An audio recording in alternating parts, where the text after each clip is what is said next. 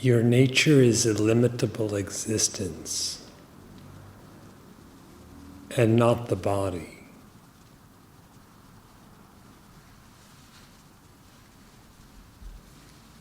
This infinite existence is eternal and not an embodied individual.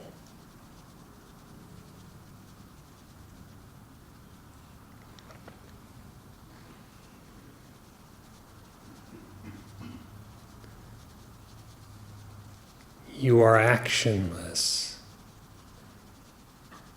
and not the body. You are not inactive either, for you are not an embodied individual.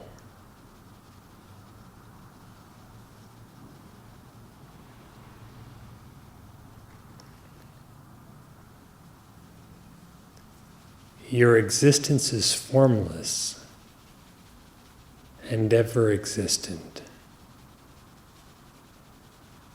It is not the body and not an embodied individual.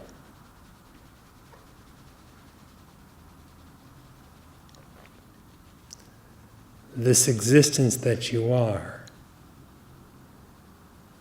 is without condition or state, transcendent of even the boundaries of life and death. For this which you are is not the body and not an embodied individual.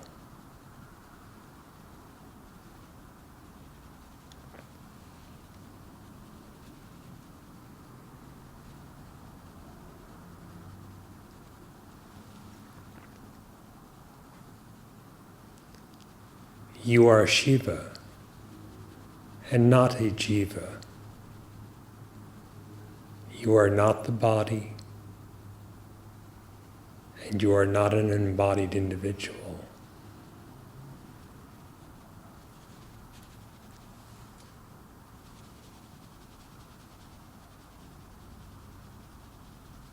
If you imagine yourself to be an individual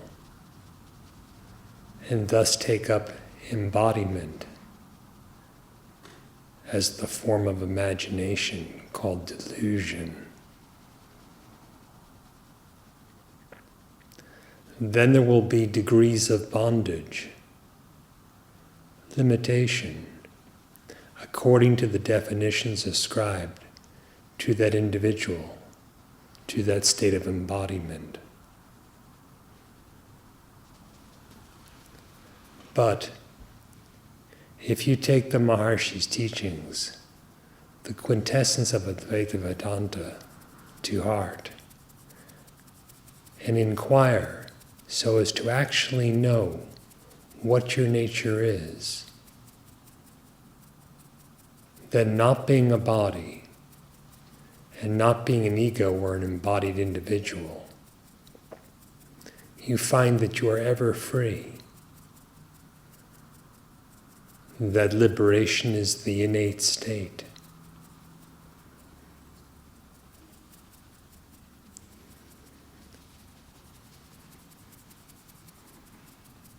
As a body, you are very small in this universe.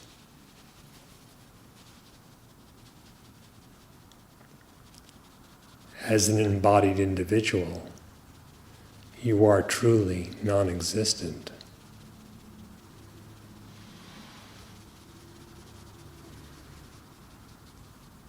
As the illimitable existence that you are the reality, the Supreme Brahman, God.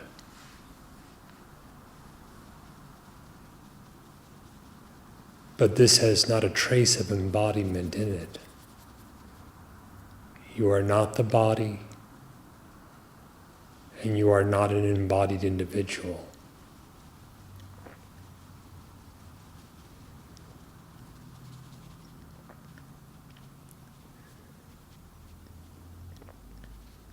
If just this much is clearly ascertained through an interior inquiry as to who am I, what bondage could remain, what confusion could there be?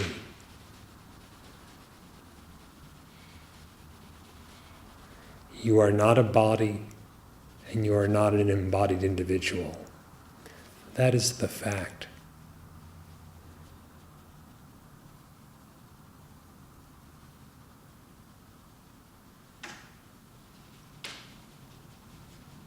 Inquiry within yourself verifies for yourself this fact.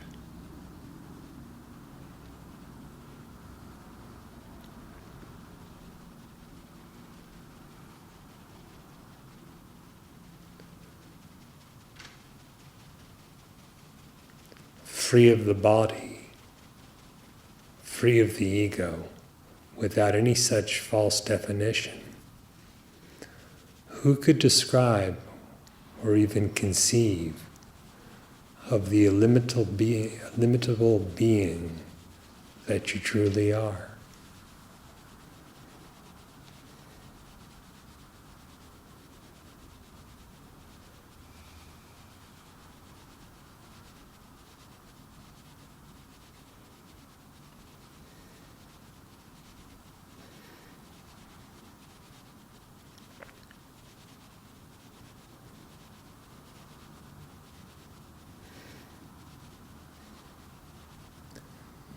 Deham naham koham soham. The body is not I. Who am I? He, that am I.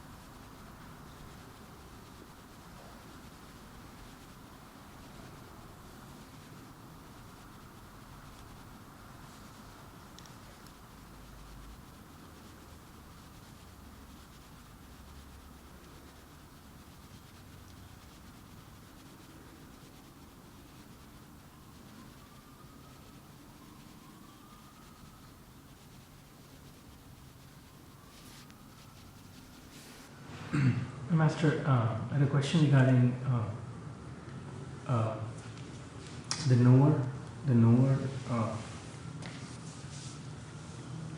I'm existence, consciousness, bliss.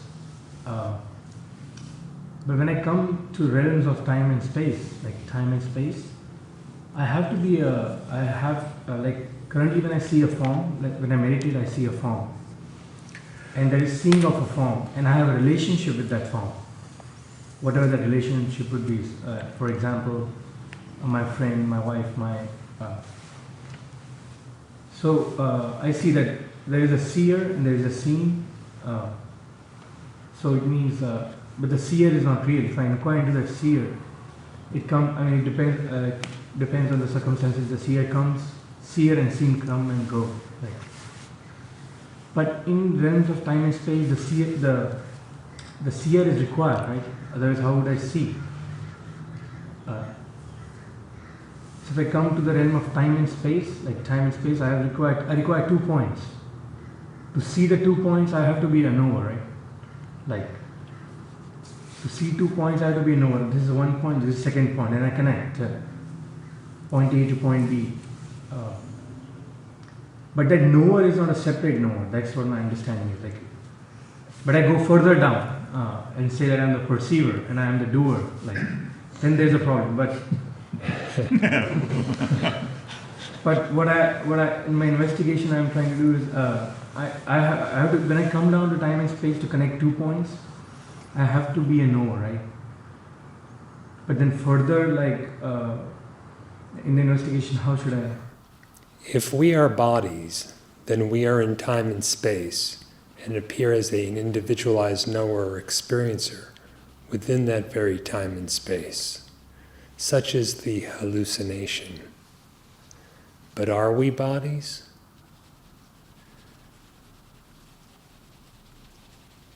Free from the body, where is time? Where is space? Where is relations, actions, perceiver, the doer, etc.? All these rest on a false supposition regarding the nature of the seer. Again, the seer and the seen are but false images. They are not the substrate or the reality. They are like an analogy given by Sri Bhagavan. There is a king in a movie. Before that king is enacted a play in the same movie. Neither the king, the seer, nor the play, the scene, are real. The only thing real, referred to as the substrate, is the solid screen. The rest has actually no existence. Just so is it with the experiencer and the object of experience, the individualized knower and all that is objectively known. It is like the movie image of the king in the play. What is real? If you cease to misidentify with the body and as an embodied individual, which is but a false assumption, the reality will reveal itself to itself. It is spaceless. It is timeless. It is as it is always.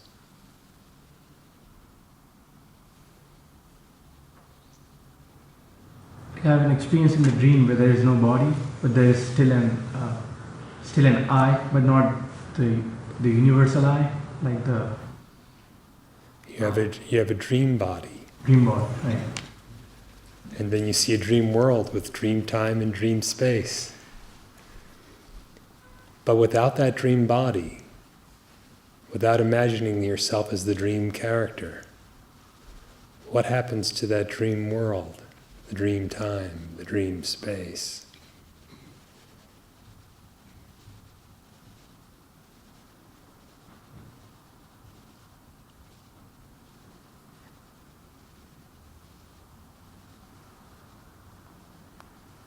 But in Master, like in order for every perception is a creation, right? Every perception is a creation.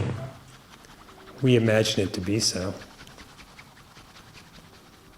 And creation is always in time and space. Time and space are also part of the creation. Is there a creator?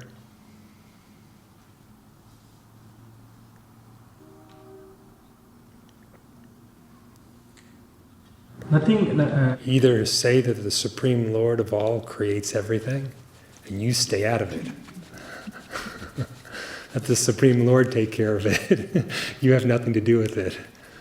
Or realize that all of creation is within the Creator, and is differentiated as such according to individuality.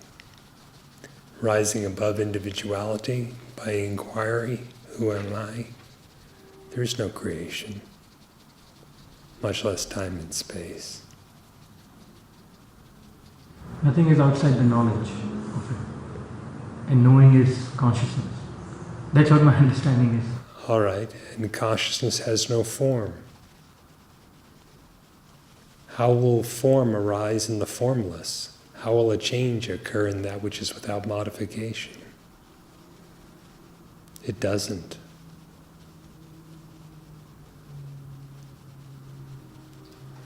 As soon as you want to know, how do I deal with time and space? Look at the definition being ascribed to I.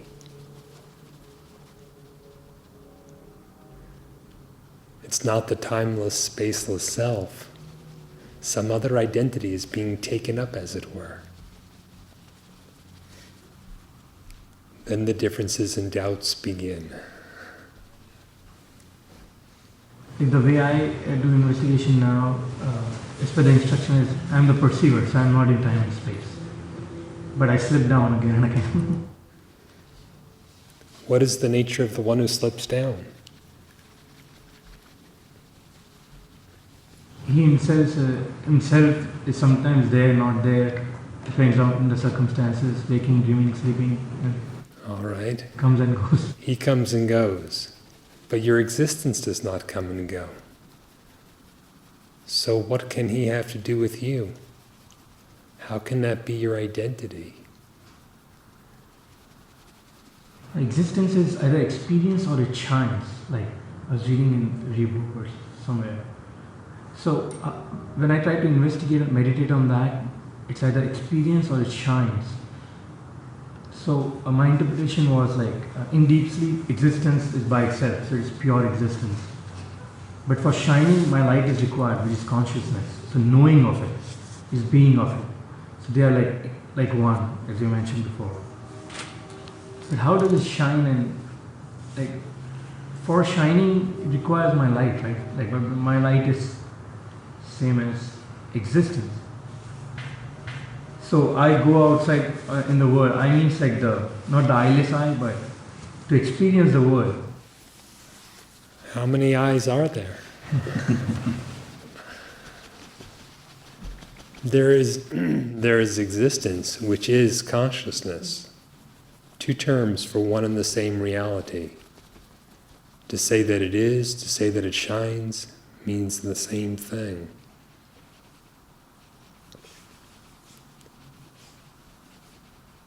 But if you assume another identity, an embodied individuality, then you appear to come to the world.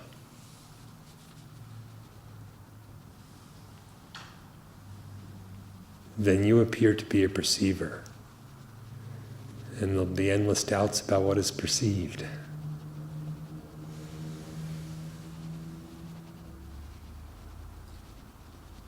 Turn inward on that very point of what you take to be your identity.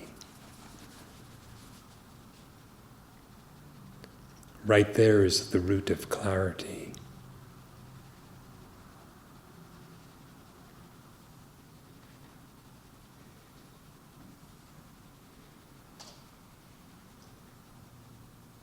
Also, I'll investigate on that for sure. Like I've been investigating on that. But pure existence, like the word pure existence, it exists by its own self. It doesn't require anybody to. Like deep sleep is an example. It is, like I know I existed in deep sleep. But what about the knowledge? If there is no knowledge, when I wake up, then only I can put that knowledge type. Because knowing of a thing is being of a thing, right? Like at the mind level, that's what the mind can go. Does the knowledge come and go?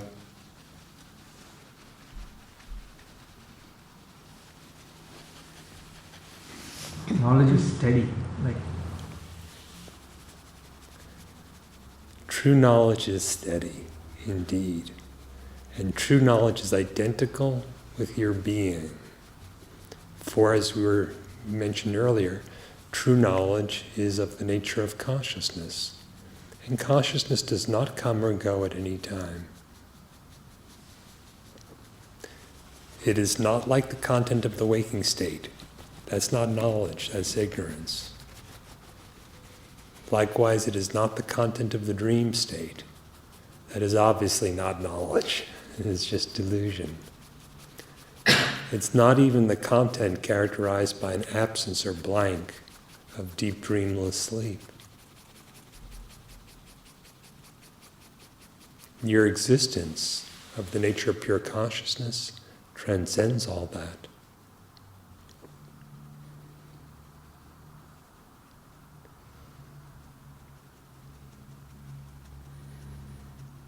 So now existence and consciousness, now talking about Ananda, the bliss, it means it has to be objectless. Because Yes. existence and knowledge in deep sleep are objectless, there is no object. So in the waking state, if I want to be happy, I have to be unattached with mind, body and senses. Just as you were in deep sleep, you need to be in a waking deep sleep. There are no objects in deep sleep. And There are no objects now. that I have to comprehend, investigate.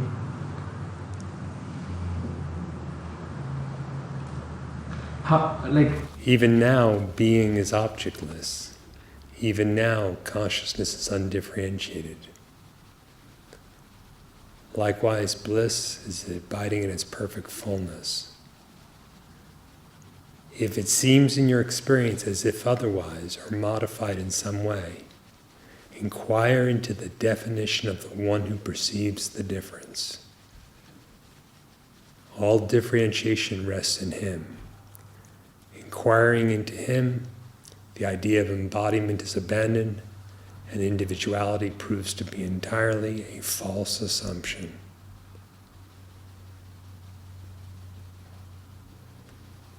Satchidananda is the only reality.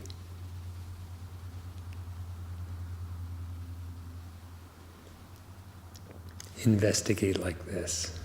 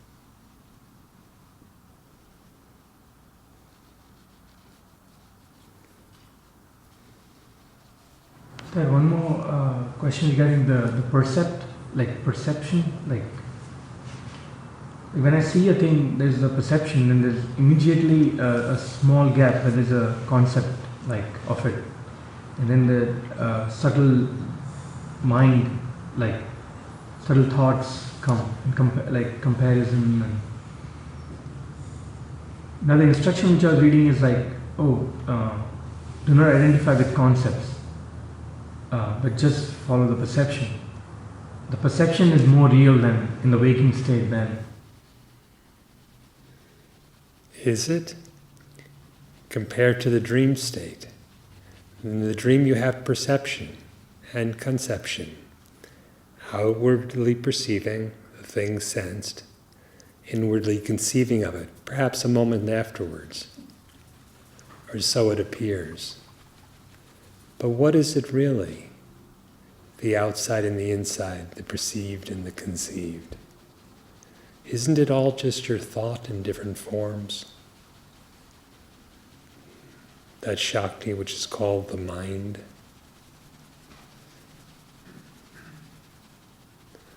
The waking state is no different. In the dream you do not feel that you are dreaming, you feel that you are awake.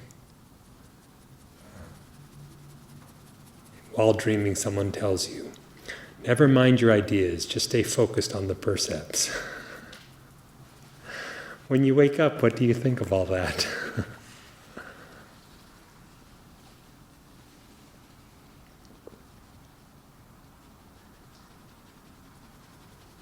Reality is neither perceptible nor conceivable.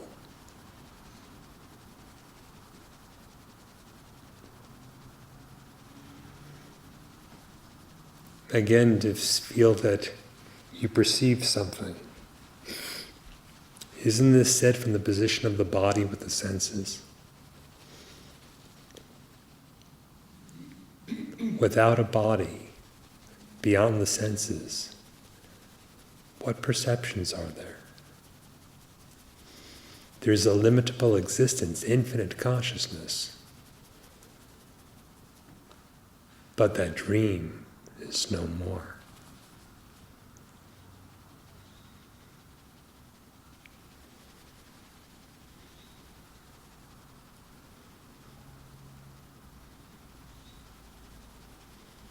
If I question the perceiver, like as you mentioned in previous instruction, which I'll do, then my assumption is like, if I am the questioner, if I am the questioner,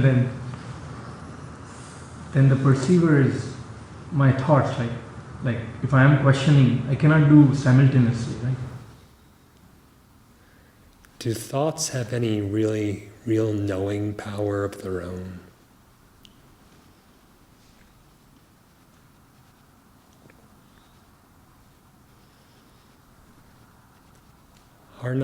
Isn't it that they're all lit up by something that's not a thought? We should not mistake that something for a thought. That which knows all thought is known by none of them.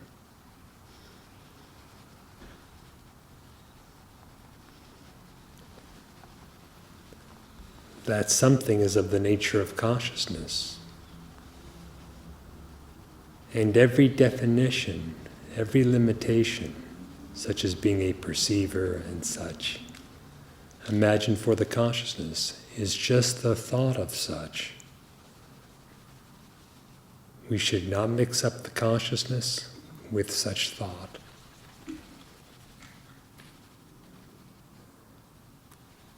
Without thinking of it as like this or like that, what is the nature of your consciousness?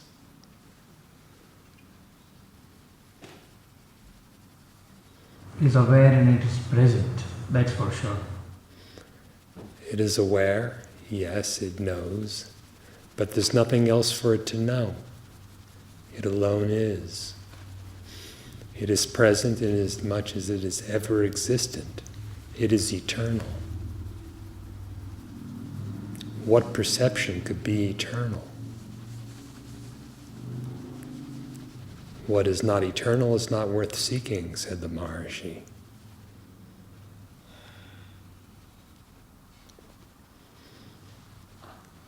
Knowing this, who would chase after dream perceptions?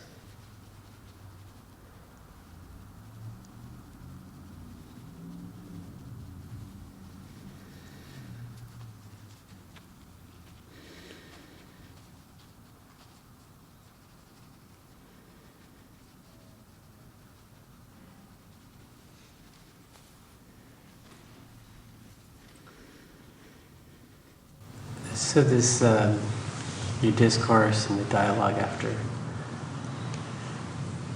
it seems so important to know that I'm not this body, and yet a lot of things seem like they tie me back into it, thinking that I'm this body. It's only my belief in the reality of these things. Is it that the belief in the reality of these things ties you back to the body? Or is it that the misidentification reasserting itself makes you think those things are real?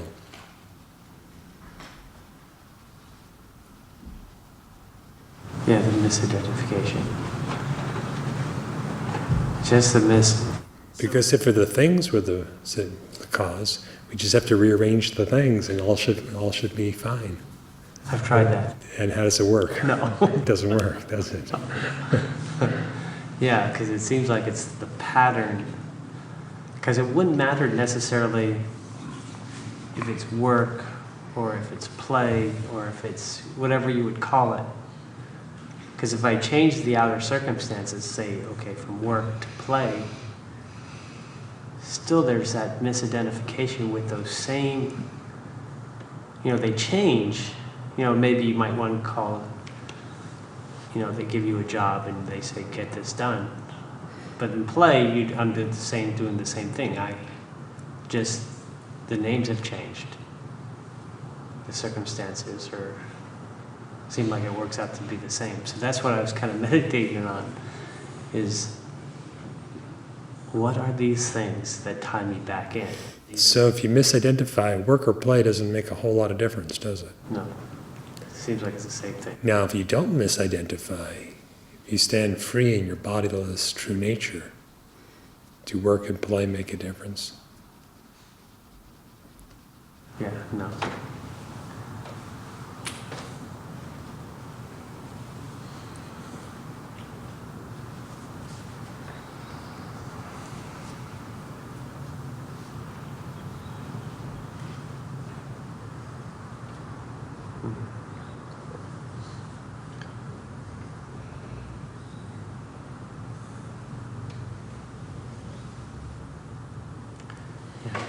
You know, when you were describing too the questioning,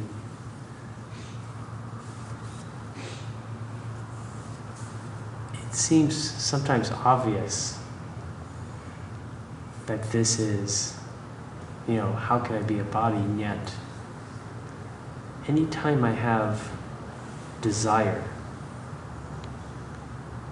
to accomplish something or to achieve a goal, so that's usually, you know, they give you a goal at work. They say, I need you to accomplish this. They don't like it when you don't accomplish it, usually.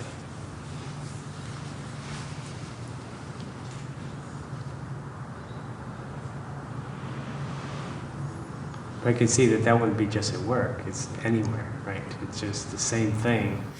Well, usually you engage in activity in order to accomplish some end. Yes.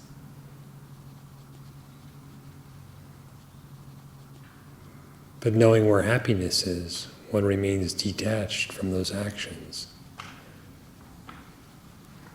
And knowing that you are not the body, you remain a non-doer, even while the body performs the actions required of it.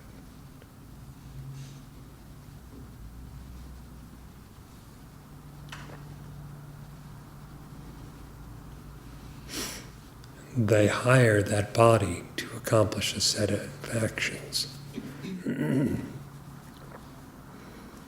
The employment contract, I'm sure, does not specify that you have to delude yourself. No.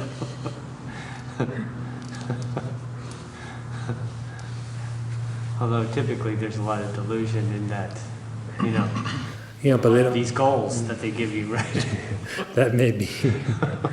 They don't specify that you have to misidentify.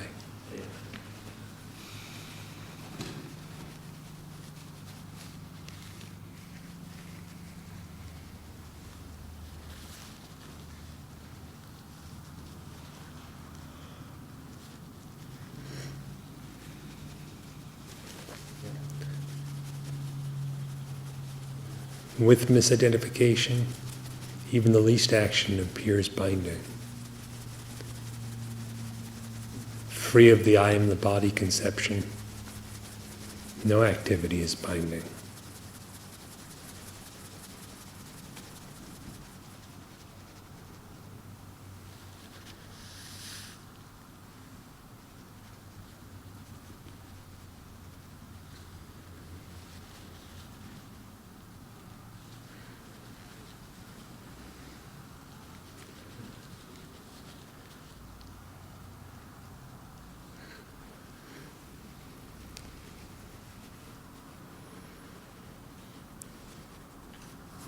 So just, it seems like, yeah, it's just misplaced happiness. Your whole experience pivots on what you regard as your identity.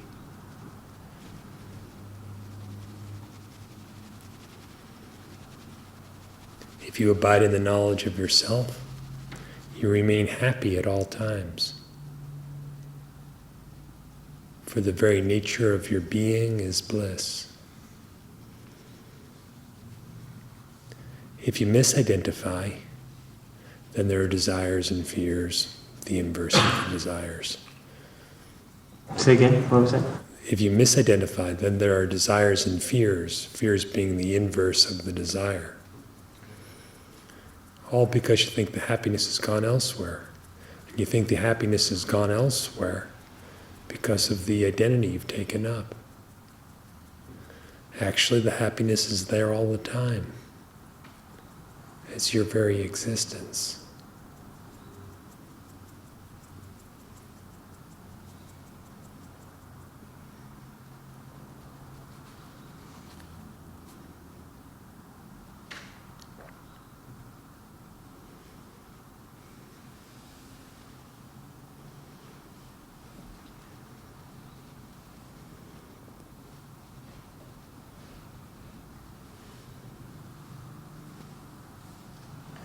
It seems like there's no, in other words, there's somehow, because I've misidentified though, it seems like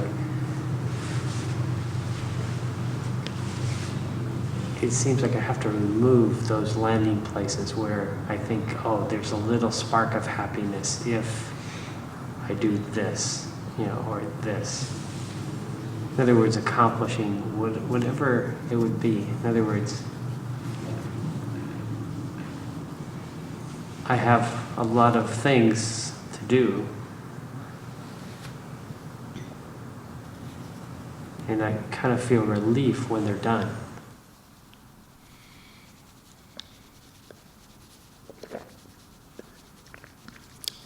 Because of the subsidence of the desire. Mm-hmm.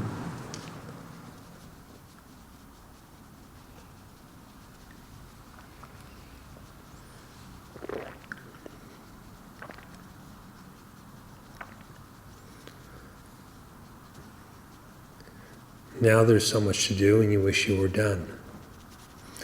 Later, perhaps much later, all will be done. You'll wish you had something to do. Yeah.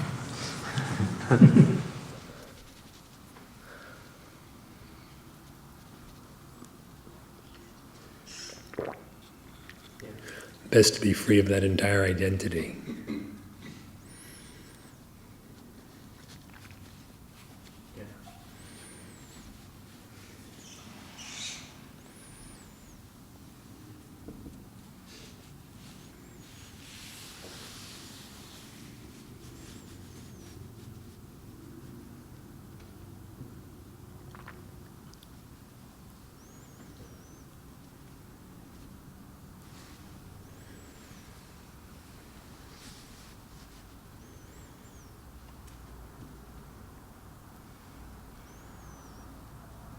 Having something to do, or because it's all the body. It wouldn't be.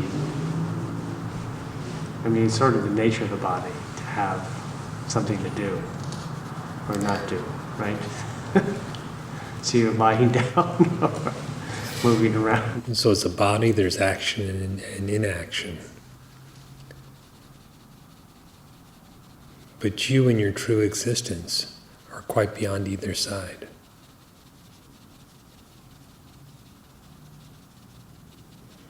You are neither an active body nor an inactive body.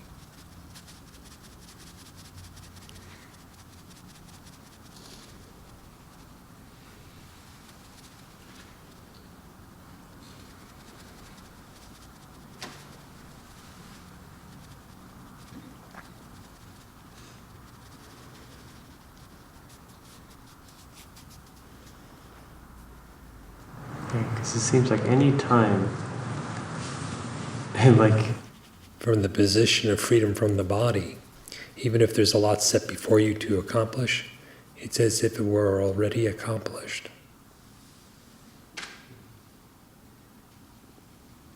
because there will be no outward going. Is that what? Yes, and indeed realizing that you're not the body and not the ego. In other words, realizing the self is accomplishing that which has to be accomplished.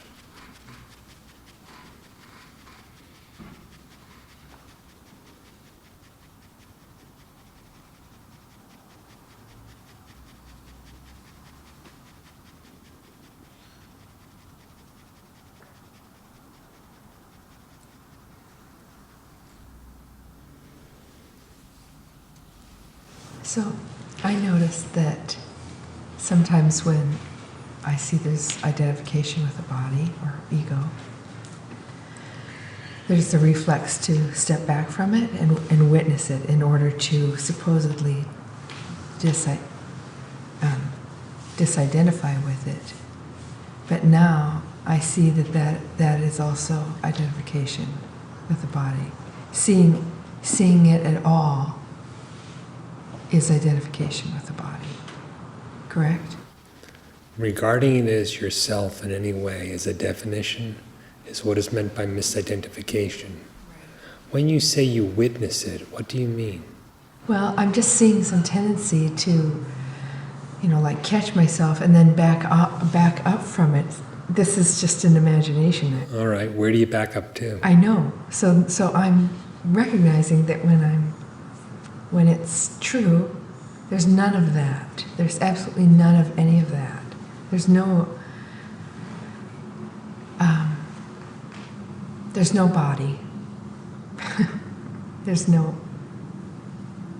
idea of any of that. Yes.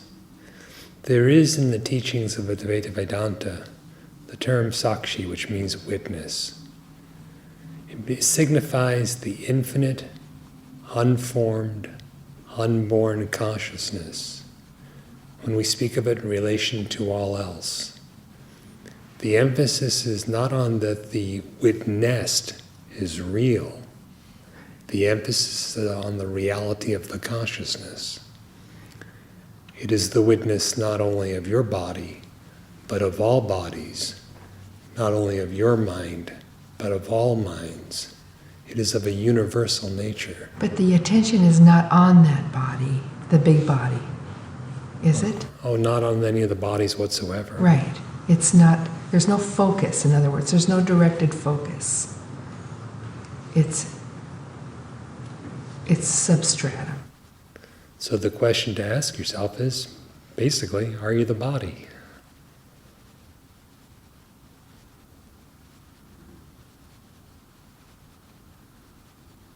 And if you truly see you're not the body, every perspective that includes the I am the body conception melts away.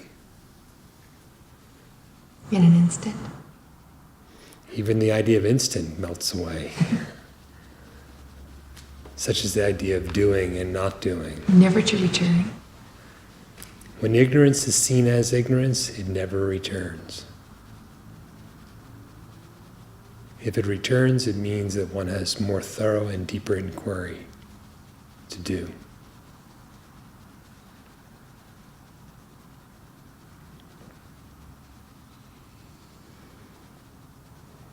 Yeah, sometimes I think that the misidentification comes with a state.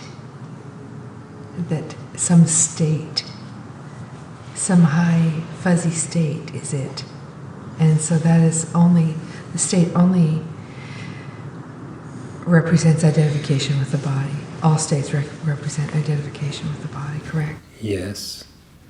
According to one's misidentification, the state appears accordingly. So if you misidentify with that body, the waking state appears. If you misidentify with the dream body, you're in a dream world. If you misidentify with any other kind of subtle body, you experience a subtle world. And it's none of any of that. Because there's no focus at all. There's no seeing. The self is not any kind of body. And not being any kind of body, there are no objects for it.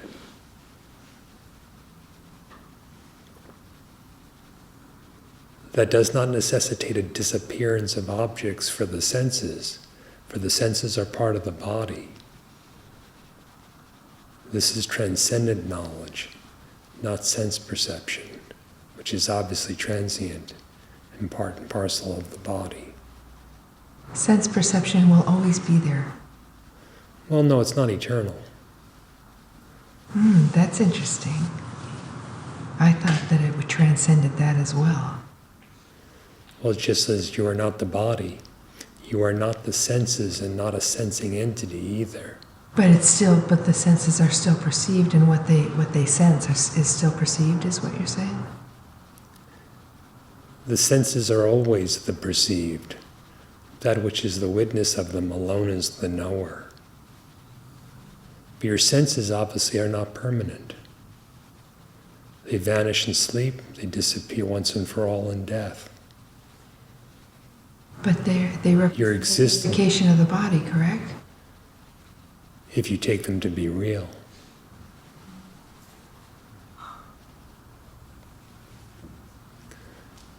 Just as the knowledge of being bodiless is not a bodily condition, likewise transcendence of the senses is not a particular mode of the senses or a sensory activity. So if you know yourself as the being, consciousness, bliss that you truly are, seeing and not seeing, hearing and not hearing, touching and not touching, etc., are all the same. That's the transcendence.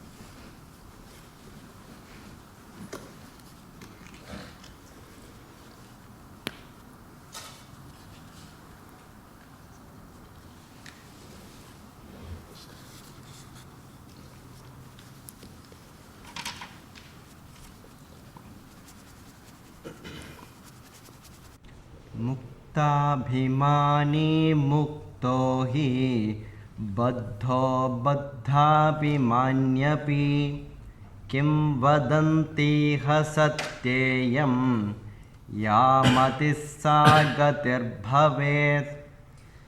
One who considers oneself free is free indeed, and one who considers oneself bound remains bound. As one thinks, so one becomes, is a popular saying in this world, which is too true.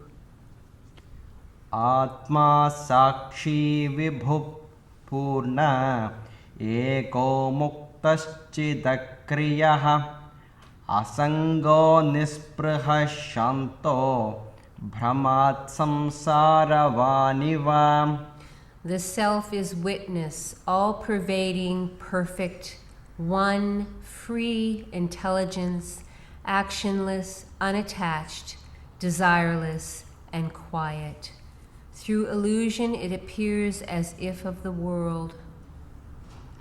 Kutastham bodhamadvaitam atmanam paribhavaya abhasoham bhramam muktva bhavam bahyamadhantaram.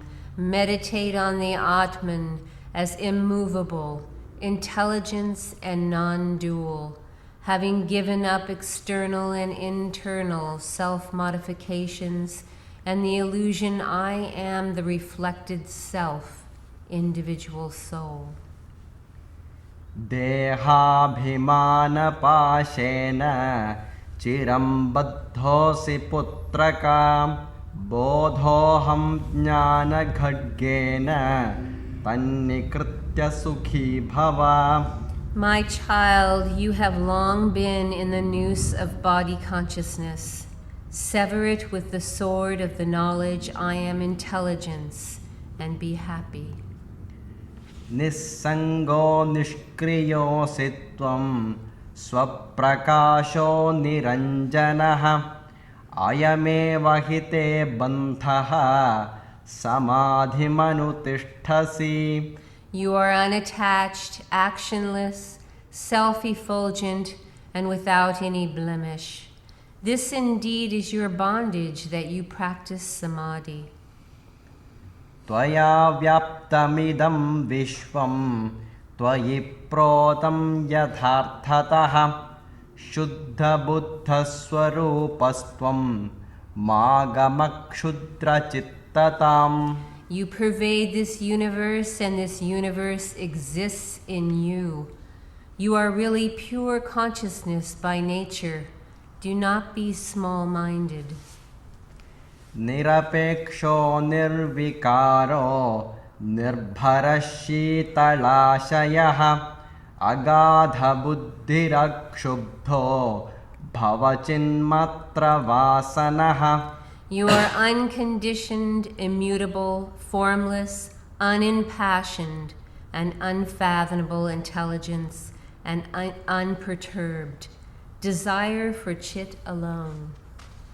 Sakaramanatam vidhi nirakaram tu nishchalam etat tattvopadeshena na punarbhava sambhavaha. Know that which has form to be unreal and the formless to be permanent.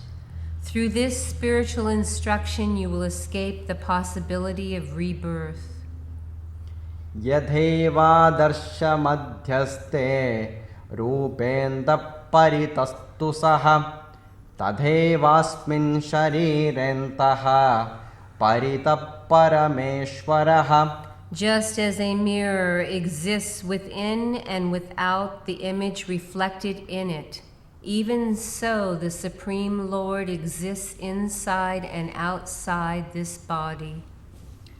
Ekam sarvagatam vyoma bahirantaryadha khate nityam nirantaram brahma sarvabhuta gane tadha. As the same all-pervading ether is inside and outside a jar, even so the eternal all-pervasive Brahman exists in all things.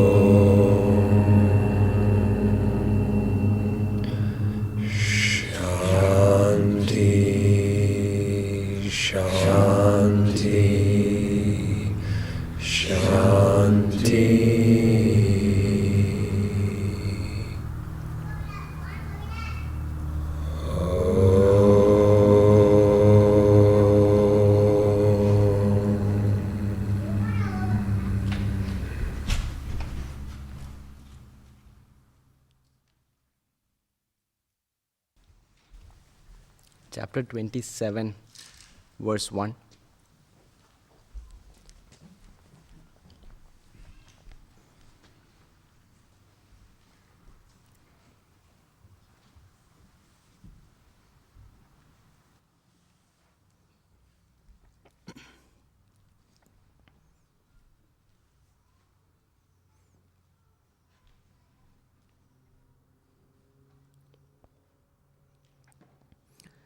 சுத்தஸ்வரூபானுசந்தானத்தால் சாந்தி உரைக்கும் அத்தியாயம். சத்தியஜித் சுககனமாம் பிரம்ம மாத்திரம் சந்ததமம் சலியாமல் உள்ளதென்றும் இத்வைதம் எள்ளளவும் இல்லை என்றும் இவ்விதமாம் பொருளனினக்கென்னம் சொல்வேன். உத்தமமாம் இப்பொருளை ஒரு காலேனும் உள்ளபடி உரமாக கேட்டுணர்ந்தோன். அத்வைத பரபிரம்மம் மாத்திரமாகி அகண்ட பரமோக்ஷத்தை அடைவனன்றே. சத்தியமாய் சமமாகி சாந்தமாகி சலனமில்லா சாஸ்வத ஸ்வபாவமாகி நித்தியமாய் நிர்குணமாய் நிமலமாகி நிரஞ்சனமாய் நிராமயமாய் நிர்விகல்ப சித்துருவாய் செறிந்த பரபிரம்மம் ஒன்றே சிதையாமல் எப்போதும் இருக்கும் வஸ்து. அத்வைத பூரணமாம் பிரம்மத்துக்கிங்க அந்நியமாய் அணுவேணும் இலவே இல்லை. துவந்தமுறும் துவைத்தமொரு காலும் இல்லை. தோற்றியிடும் தோற்றமெல்லாம் பரமேயாகும். பந்த முதற் பலவிதமாம் பகுப்பே இல்லை. பார்க்கின்ற பார்வையெல்லாம் பரமேயாகும். சந்ததமும் சகலமுமே சற்றும் இல்லை. சகலமென காண்பதெல்லாம் பரமேயாகும். அந்தமில்லா அகண்டைக ரசமேயான அப்பிரம்மம் அகமெனவே அனுசந்திப்பாய். தேகமுதல் ஒரு பொருளும் என்றும் இல்லை. திருச்சியமாய் தெரிவதெல்லாம் பரமேயாகும். போகமுதல் ஒரு பொருளும் என்றும் இல்லை. புலமுறவே காண்பதெல்லாம் பரமேயாகும். மோகமுதல் ஒரு பொருளும் என்றும் இல்லை. முன்னிலையைக் காண்பதெல்லாம் பரமேயாகும். ஆகுமயில் அணுவுமில்லாத கண்டமான அப்பிரம்மம் அகமெனவே அனுசந்திப்பாய். சத்திய ஞானானந்த ஸ்வரூபமே நான். சலனமிலா சுத்தபர ஸ்வரூபமே நான். நித்திய நிஷ்களமான ஸ்வரூபமே நான். நிரஞ்சனமாய் நிறைந்த பரஸ்வரூபமே நான். இத்வைத்தம் அவையுமிலா ஸ்வரூபமே நான். ஏக பரிபூரணமாம் ஸ்வரூபமே நான். அத்வைத்தம் மான பரஸ்வரூப நான் என்று அயலறவே அனவரதம் அனுசந்திப்பாய். பேதமிலா சத்தான ஸ்வரூபமே நான். பிறங்கியிடும் சித்தான ஸ்வரூபமே நான். தேகமிலா ஆனந்த ஸ்வரூபமே நான். கேவலமாம் சாந்த பரஸ்வரூபமே நான். ஜாதி குலம் எவையுமிலா ஸ்வரூபமே நான். சம்சார லேசமிலா ஸ்வரூபமே நான். ஆதியிலா அகண்ட பரஸ்வரூப நான் என்று அயலறவே அனவரதம் அனுசந்திப்பாய். சூக்ஷுமமாய்ச் செறிந்த பரஸ்வரூபமே நான். சுத்த பரமானந்த ஸ்வரூபமே நான்.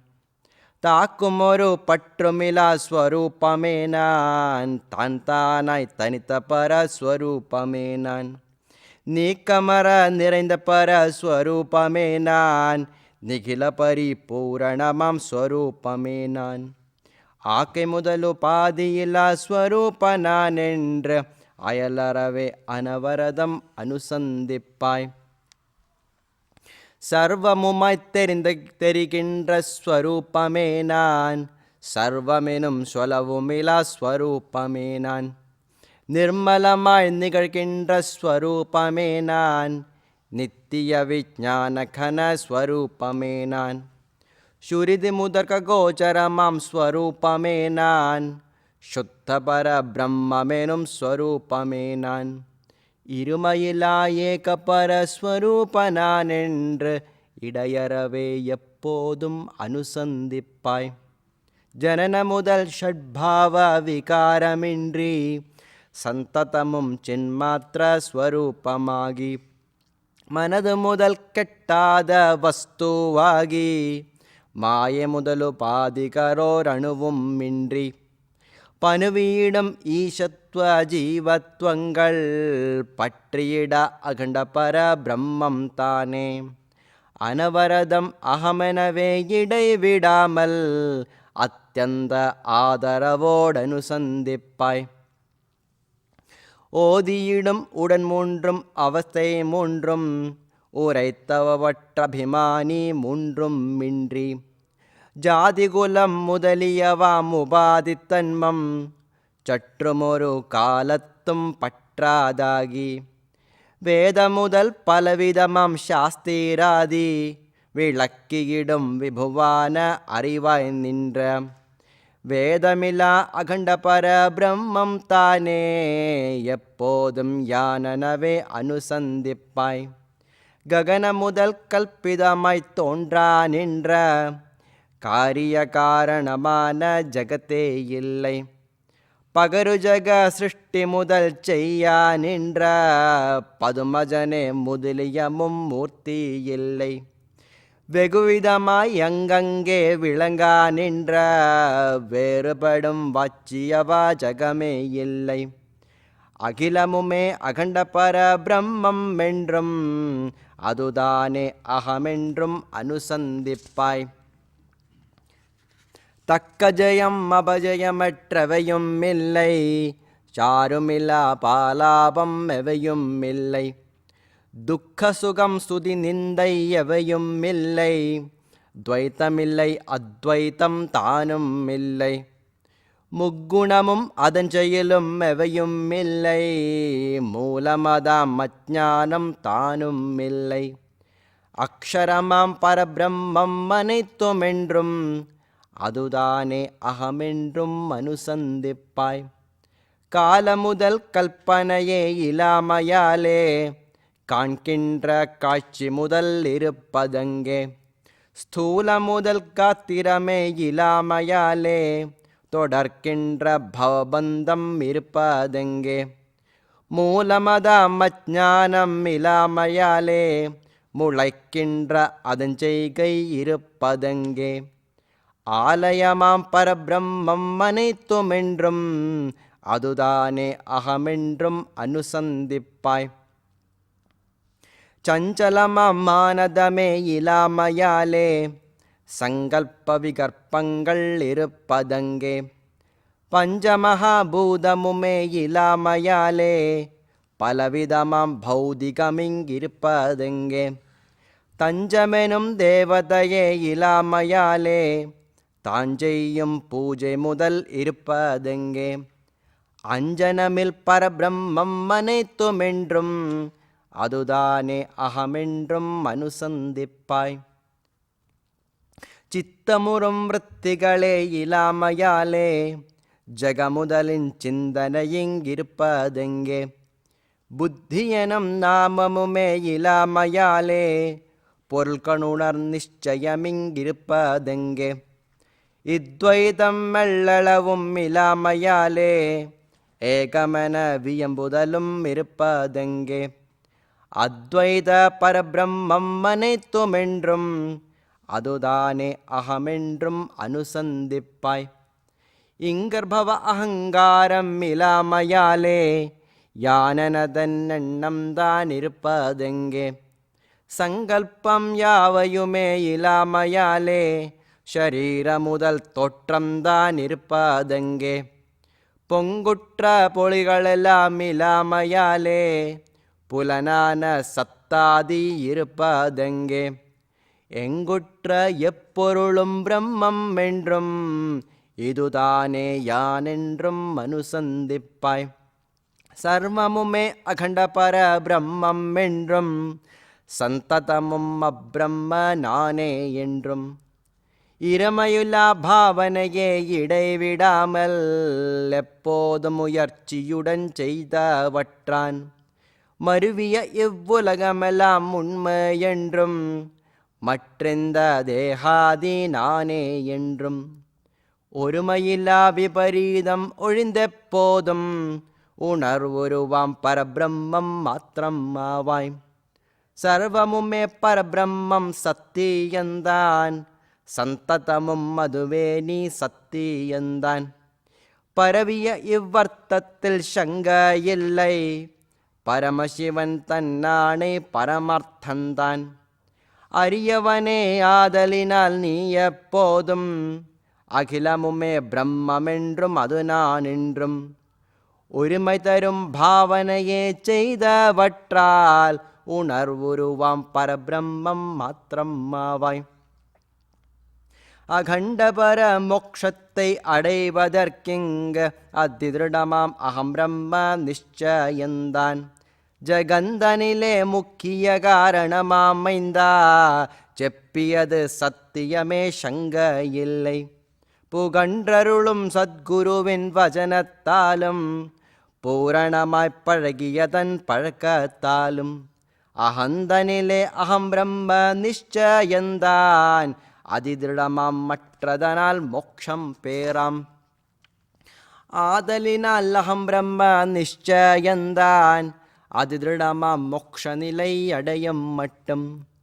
மேதமிலா என்னுடைய வாக்கியத்தால் எப்போதும் எவ்வளவும் இடைவிடாமல் பேதமிலா அகம் பிரம்ம நிச்சயத்தை பிரியமுடன் திடமாக அபியாசித்து வீதலுறும் விகற்பமெல்லாம் மிகுந்தெப்போதும் வேறுபடா மோட்ச நிலை மேவுவாயே.